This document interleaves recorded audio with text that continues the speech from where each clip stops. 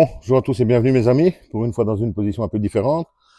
Je rentre depuis quelques minutes, j'allume mon smartphone et je suis cloué, c'est pour ça que je me suis même mis ici parce que j'en reviens pas, hein. Je parle une fois un peu différemment également, j'en reviens pas du tout de cette sortie de Ségolène Royal.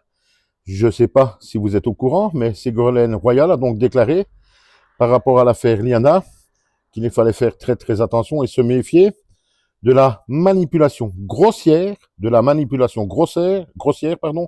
Rassemblement national qui cherche par cette affaire à essayer de décrédibiliser le système judiciaire français. Je vous jure, elle l'a déclaré. Ce sont ses propres paroles. Et là, j'hésite pas, je me pose quand même des questions sur sa santé mentale. Parce que dans cette affaire Liana, je crois que pour la première fois, tous partis politiques confondus, même les gens qui sont au pouvoir, sont bel et bien d'accord et le disent qu'il y a eu une multitude de dysfonctionnements dans cette horrible affaire, mais Ségolène Royal, elle parvient, et c'est la seule et unique, à rattacher le Rassemblement national à cette affaire en demandant aux gens de bien se méfier.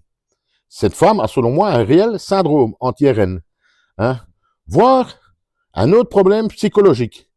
Parce que parvenir dans ces circonstances-là, alors que pour une fois, toute l'unité politique est d'accord sur ce genre de dysfonctionnement qu'il y a eu dans cette affaire, de la part donc du système judiciaire français, elle parvient à mettre en garde contre le Rassemblement national.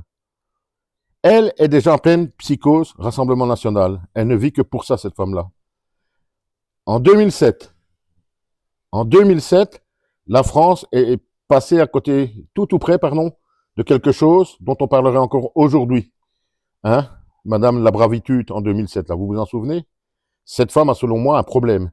Ce n'est pas possible qu'une femme politique sorte ce genre de choses contre le Rassemblement national dans cette affaire Liana. Il y a là, chez Ségolène Royal, un réel problème, qui ne comprend pas que dans ces circonstances-là, il aurait mieux valu s'abstenir de sortir cette énormité. Personne n'essaye de récupérer l'affaire Liana, puisque pour une fois, tous les partis politiques, tous confondus, sont d'accord sur les dysfonctionnements dans cette affaire.